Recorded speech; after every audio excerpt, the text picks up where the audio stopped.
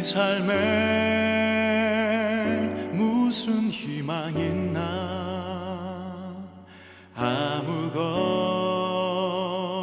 의지할 것 없네 예수의 보혈 그것뿐일세 서러워 울던 나날도 애타게 목말랐던 날도 이제는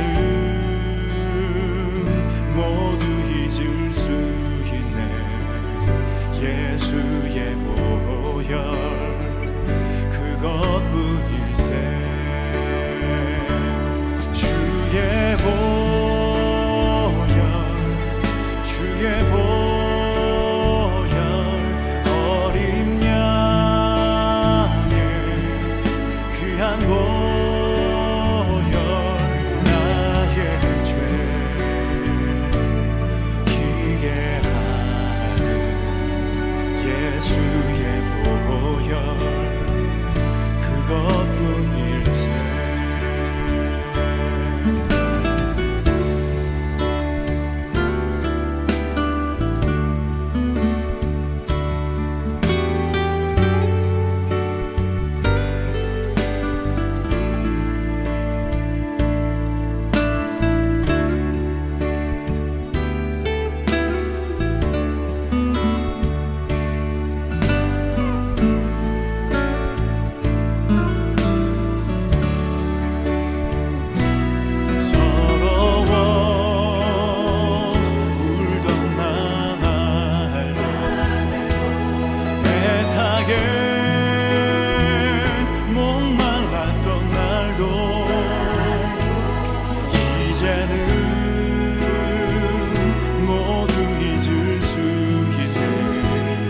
예수의 보혈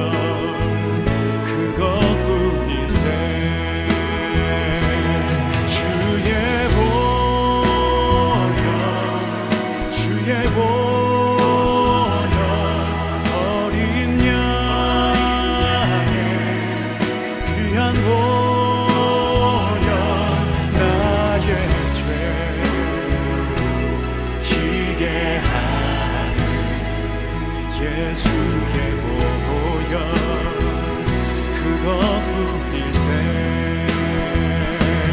주의 보혈 주의 보혈 어린 양의 귀한 보혈 나의 죄 희게 예수의 보혈 그것뿐일세 예수의 보혈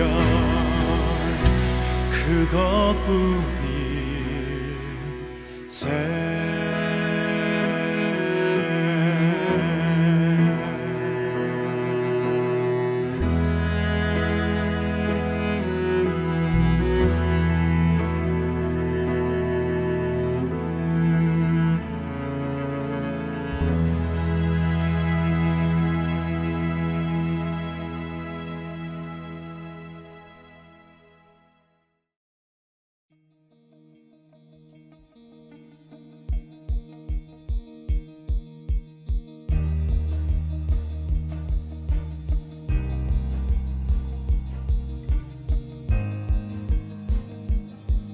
여호와께서 나단을 다윗에게 보내시니 그가 다윗에게 가서 그에게 이르되 한 성읍에 두 사람이 있는데 한 사람은 부하고 한 사람은 가난하니 그 부한 사람은 양과 소가 심이 많으나 가난한 사람은 아무것도 없고 자기가 사서 기르는 작은 암양 새끼 한 마리뿐이라.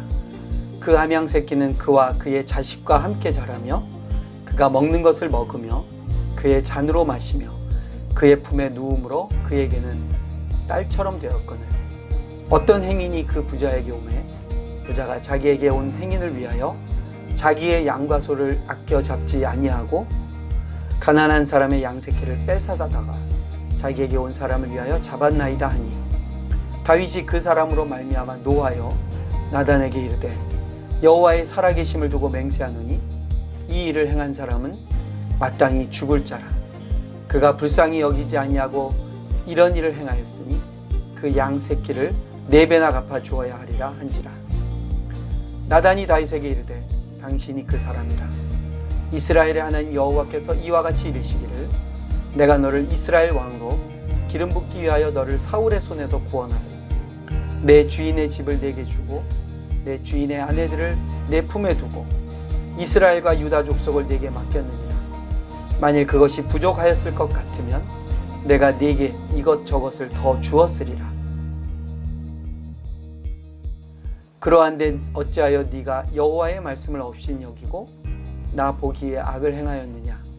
네가 칼로 햇사람 우리아를 치되 암몬 사람의 칼로 죽이고 그의 아내를 빼앗아 내 아내로 삼았도다. 이제 네가 나를 업신 여기고 햇사람 우리아의 아내를 빼앗아 네 아내로 삼았은즉 칼이 네 집에서 영원토록 떠나지 아니하리라 하셨고 여호와께서 또 이와 같이 이르시기를 보라 내가 너와 네 집에 재앙을 일으키고 내가 네 눈앞에서 네 아내를 빼앗아 네 이웃들에게 주리니 그 사람들이 네 아내들과 더불어 백주에 동침하리라.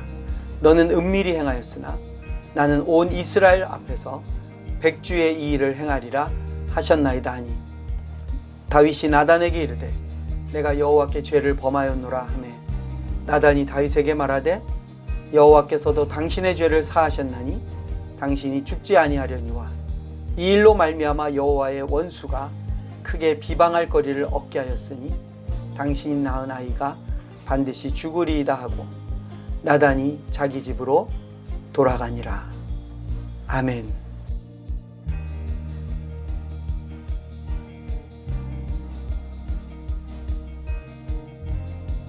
안녕하세요. 동네자원교회 김종일 목사입니다.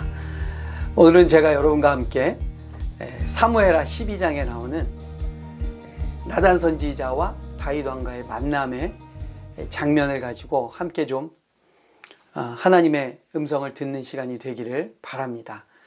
말씀 나누기 전에 먼저 아직도 우리가 함께 모여서 예배드리지 못하고 가정에서 또 식구들끼리 때로는 정말 소수의 무리가 모여서 예배하는 이런 상황 속에 있는 우리 한국교회 성도 여러분, 그리고 전 세계에 흩어져 있는 우리 많은 믿음의 형제 자매들, 어렵고 힘든 상황 속에서도 우리 하나님의 특별하신 은혜와 그리고 하나님의 인도하심 가운데 여러분들의 삶에 주님의 도우심과 함께 하심이 늘 넘치시기를 간절히 바랍니다.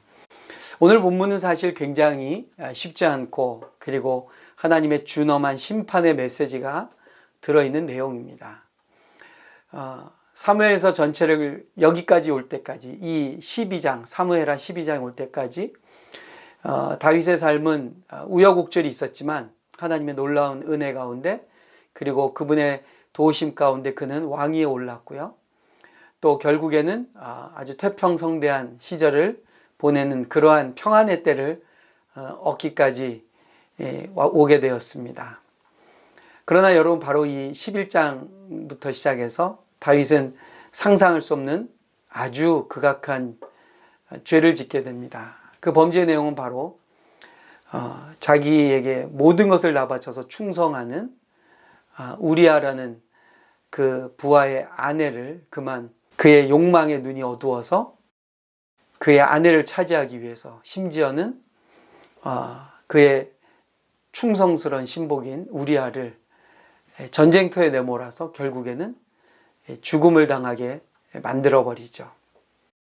그 엄청난 살인을 저지르고 결국 우리아의 아내를 자신의 아내로 맞이하고 나서 이제 나단 선지자의 방문을 접하게 됩니다. 오늘 내용은 하나님께서 여호와께서 나단을 다윗에게 보내시니 하는 말씀으로 시작됩니다.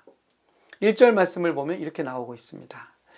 여호와께서 나단을 다윗에게 보내시니 그가 다윗에게 가서 그에게 이르되 이렇게 나옵니다. 여러분 우리가 죄를 졌을 때 이 죄를 하나님 앞에서 회개하고 극복하는 방법은 무엇입니까? 그 죄를 용서받아야 되죠. 그리고 그 죄에 대한 대가를 또한 치루어야 됩니다.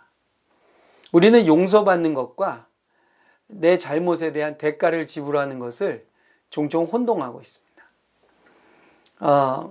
그런 면에서 오늘 본문은 우리에게 몇 가지 아주 중요한 교훈을 주고 있습니다. 그 중에 첫 번째는 뭐냐면요, 여호와께서 나단을 다윗에게 보내셨다라는 이 첫 번째 구절에 나오는 표현이 되겠습니다.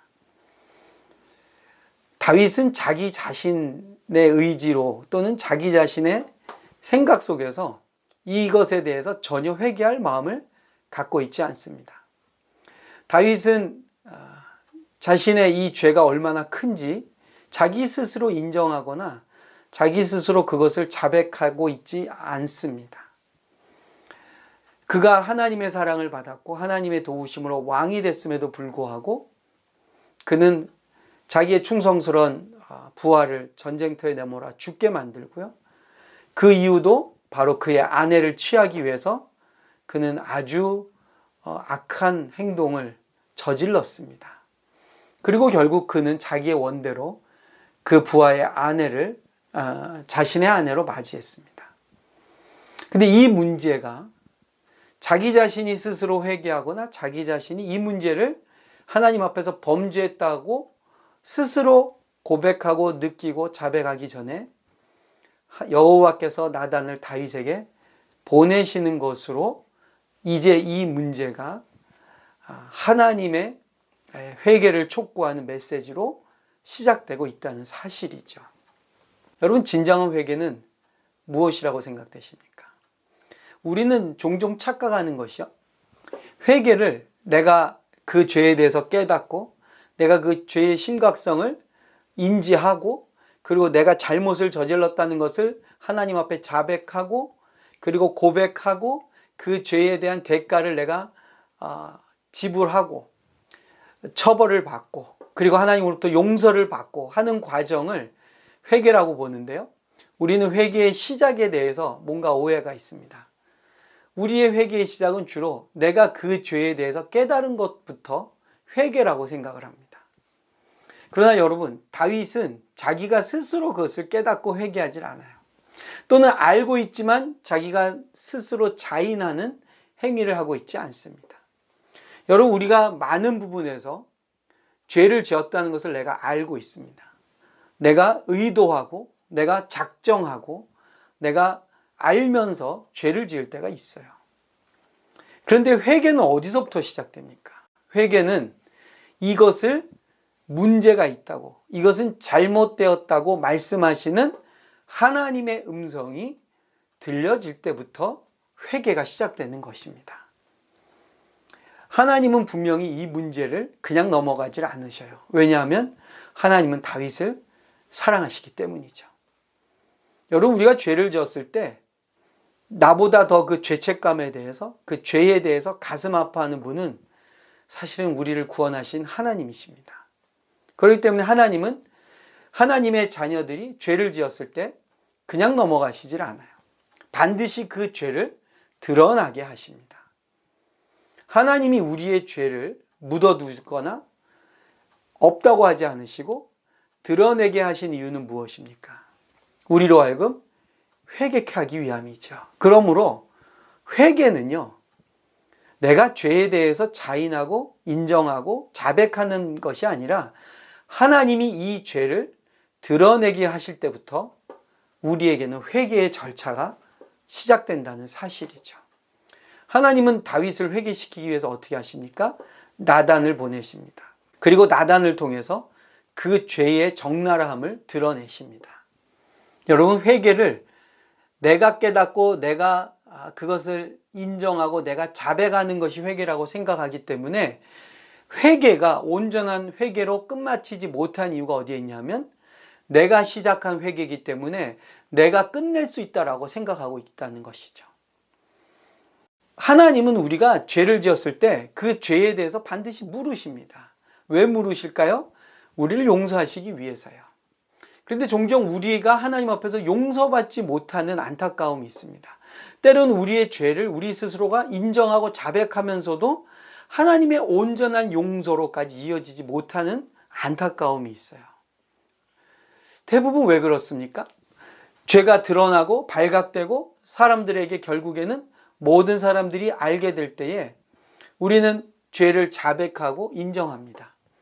근데 그 나의 죄에 대한 고백이 하나님으로부터 용서받았다는, 하나님으로부터 이제는 그것에 대해서 하나님이 용서하셨다라는 그 사인을 우리가 왜 제대로 깨닫지 못하고, 또는 본인이 깨닫는 하나님의 용서와 그것을 알고 있는 주변 사람들 또는 교회 성도들 또는 우리 형제자매들이 이해하는 용서의 기준과 다를까요?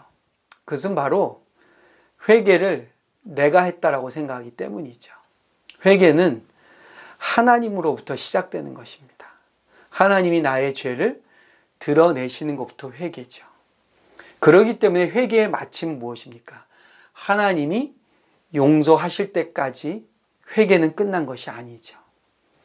많은 하나님의 사역자들이, 많은 주의 종들이 죄를 짓고 공동체 안에 그것이 드러나고 또 그 죄에 대해서 회개하고, 그런데 한국 교회로부터 또는 그 교회 안에서, 공동체 안에서 용서가 공적으로 인정받지 못한 이유가 대부분 어디에 있습니까? 죄를 자백하고 인정한 다음에 용서받았다는 것을 본인이 스스로 결정하기 때문이에요. 그 이유는 어디에 있느냐? 내가 회개했다고 생각하기 때문입니다. 회개는 내가 하는 것이 아니고요, 하나님께서 시작하시는 것입니다. 그러므로 회개의 마침은 내가 끝내는 것이 아닙니다. 죄인이 용서받는 것은 내가 용서받았다고 선언해서 되는 게 아니에요. 그것은 하나님의 용서가 있을 때까지 우리는 여전히 죄인이라고 고백해야 되는 사실이죠. 오늘 이 본문에서 또 하나 우리가 깨닫는 것은 무엇입니까? 다윗은 이 문제를 나단의 지적 속에서 자기 나름대로의 죄를 지은 사람이 어떻게 용서받는지에 대한 기준과 근거가 있습니다.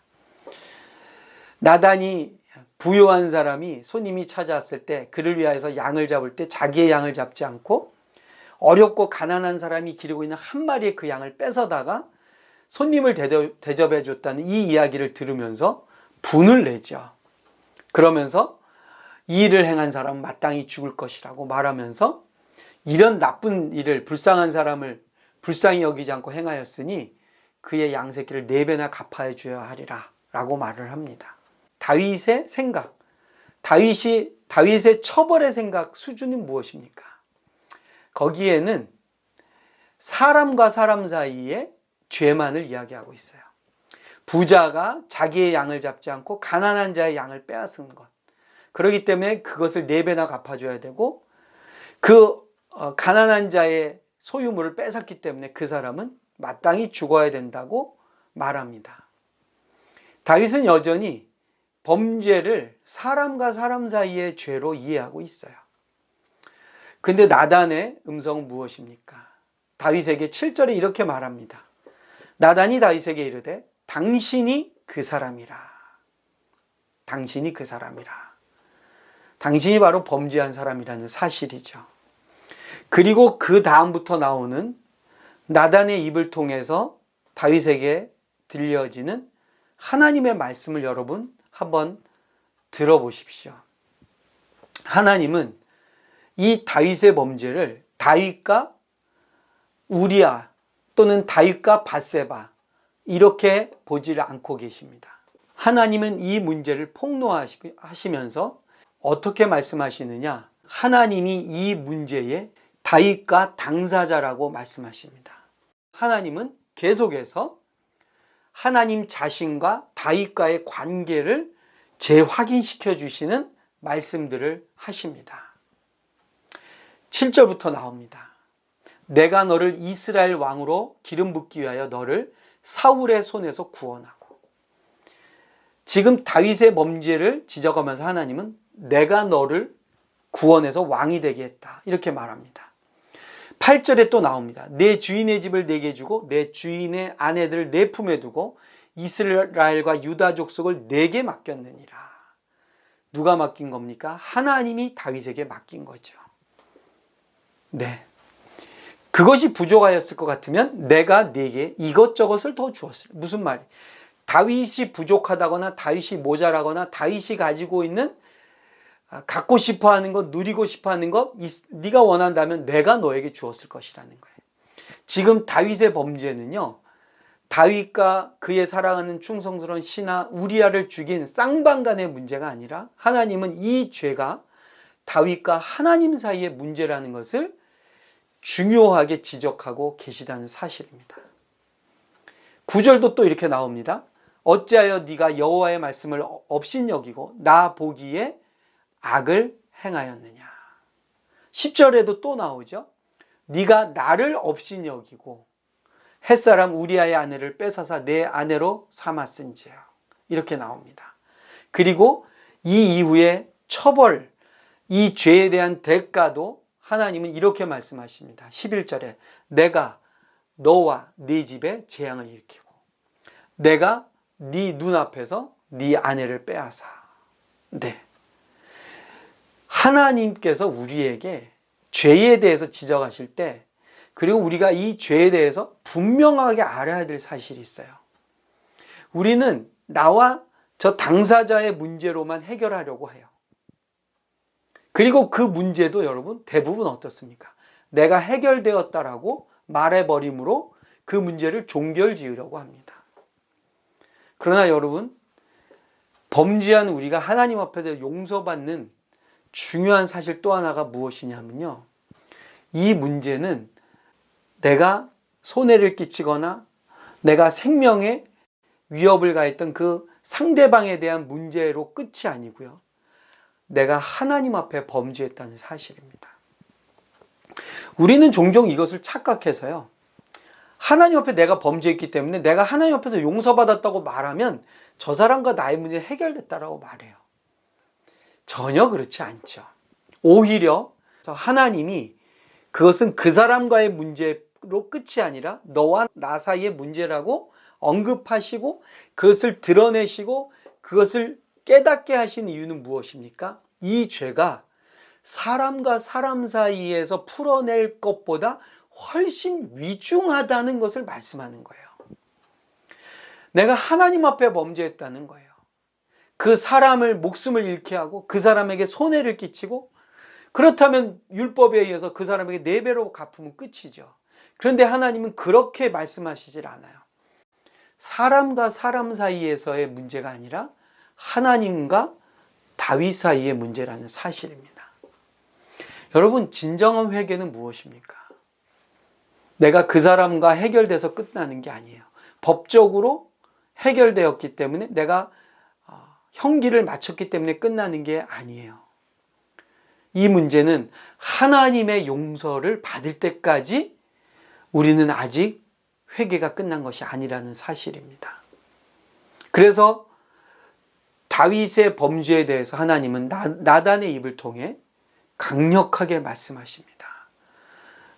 너는 지금 내 앞에서 죄를 지은 것이라고 말씀하고 계시는 것입니다.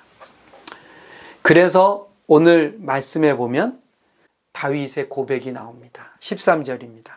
다윗이 나단에게 이르되 내가 여호와께 죄를 범하였노라. 여러분, 신앙을 가졌다는 건 뭡니까? 이것을 하나님과 나 사이의 문제로 바라보는 것입니다. 하나님께 죄를 지은 것이라고 고백해야 되는 것입니다. 그리고 이제 이어서 나단의 입술을 통해서 하나님은 다윗이 당해야 될 모든 일에 대해서 말씀을 하시고 놀랍게도 이런 말씀을 하십니다. 13절 후반입니다. 나단이 다윗에게 말하되 여호와께서도 당신의 죄를 사하셨나니 당신이 죽지 아니하려니와 이 일로 말미암아 여호와의 원수가 크게 비방할 거리를 얻게 하였으니 당신이 낳은 아이가 반드시 죽으리이다. 여러분, 우리가 회개에 대해서 또 하나 오해하는 것 중에 하나는요, 내가 하나님 앞에 용서받으면 내가 잘못하고 내가 실수하고 내가 지은 죄에 대해서 아무런 책임이 없다고 생각하는 그러한 착각이 있습니다. 내가 용서받았다는 것이 내가 죄 지은 것에 대해서 어떠한 처벌도 없을 것이라고 생각하는 잘못이 있습니다. 하나님 우리를 용서해 주셨어요. 그렇기 때문에 우리에게 그 죄를 사함받고 다시 살아갈 기회를 주십니다. 그러나 그 살아갈 기회를 주셨다는 것은 내가 죄 지은 것에 대해서 어떠한 영향도 없고 어떠한 죄에 대한 그 결과도 내가 책임질 필요가 없다라는 그런 말씀이 아니에요. 여러분, 얼마나 다윗에게 내려지는 형벌이 무섭습니까? 이로 인해서 밧세바가 낳은 첫 번째 아들은 오래 살지 못하고 병을 얻어 죽습니다. 그리고 지금 나단의 입을 통해 하나님이 예언하신 모든 일들은 그가 노년에 그의 삶 속에서 그대로 일어나게 됩니다. 그것도 바로 자기가 낳은 아들 압살롬을 통해서 이 다윗의 죄의 결과들이 무참하게 그리고 다윗의 노년에 일어나게 되죠. 다윗은 이 모든 죄의 대가를 결국 받을 수밖에 없습니다. 그러나 여러분, 우리가 이것을 외면하거나 또는 이것을 회피하거나 이것을 우리가 면할 수는 없습니다. 하나님의 회개는 우리가 이러한 죄의 대가를 하나도 안 져도 되는 게 아니에요. 하나님의 백성이기 때문에 우리가 죄를 져도 아무런 피해도 없고 내가 죄 졌어도 너무나 떳떳하게 나는 회개받았기 때문에 나는 회개하고 용서받았기 때문에 살 수 있다. 나는 평안하다라고 말할 수 없습니다. 죄는요, 무섭습니다. 그리고 죄는 하나님께서 그 책임을 물으십니다. 그럼에도 불구하고 다윗이 여러분 수많은 시를 남기고 이스라엘의 왕 중에서 하나님이 가장 사랑한 왕으로서의 삶을 마감할 수 있었던 이유가 어디 있습니까? 그는 죄를 저질렀고요. 어처구니 없는 실수도 했고요.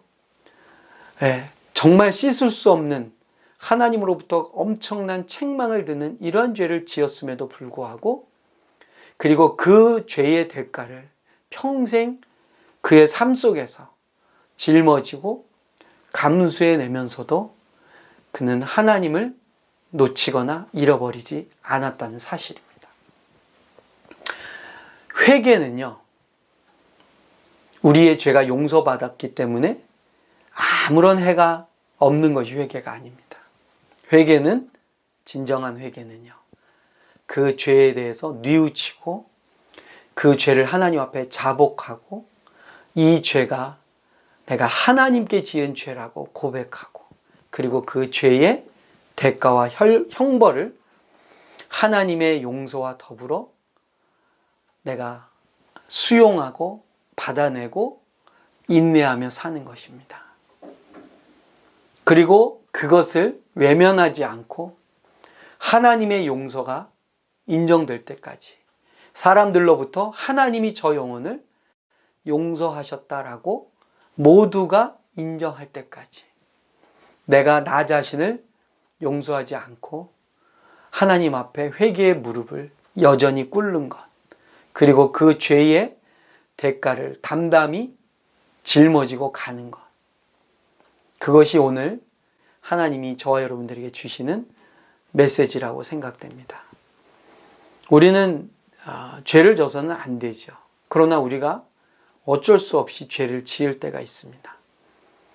그러나 그 죄는 드러나고 폭로되고 그래서 내가 그 죄의 현실 앞에 모든 사람들에게 알려질 때에 그 과정 자체가 회개의 시작임을 우리는 이해하고 받아들여야 됩니다. 그리고 용서는 내가 스스로 선포할 수 있는 것이 아닙니다. 그것은 하나님의 용서가 실제적으로 선포될 때까지 우리는 무릎을 꿇어야만 됩니다. 그 죄에 대한 대가를 지불해야 됩니다.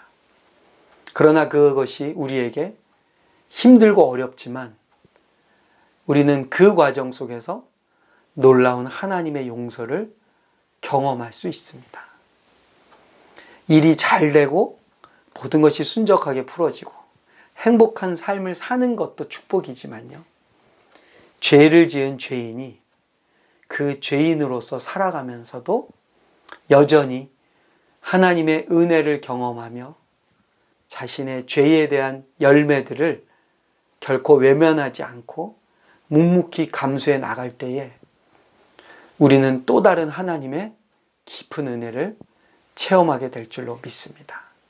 모쪼록 우리가 온전하거나 완벽하지 못한 삶을 살았지만 하나님 앞에서 인정받은 다윗처럼 부끄럽고 부족하고 문제가 많은 인생이지만 그럼에도 불구하고 우리를 용서하시는 그 하나님의 은혜 안에서 우리의 삶을 묵묵히 살아낼 수 있는 믿음의 사람들 되시기를 주님의 이름으로 축복드립니다. 감사합니다. 김종일 목사였습니다.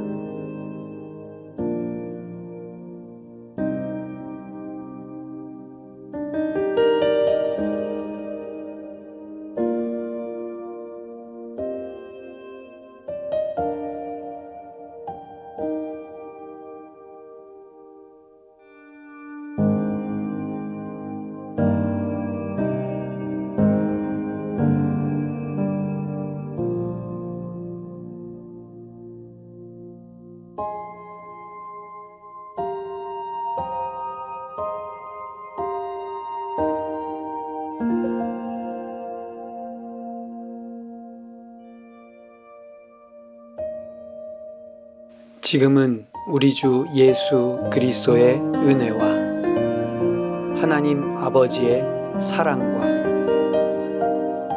성령님의 인도, 보호, 교통하심이 형제들에게, 자매들에게 온 세상 위에 함께 계실지어다. 아멘.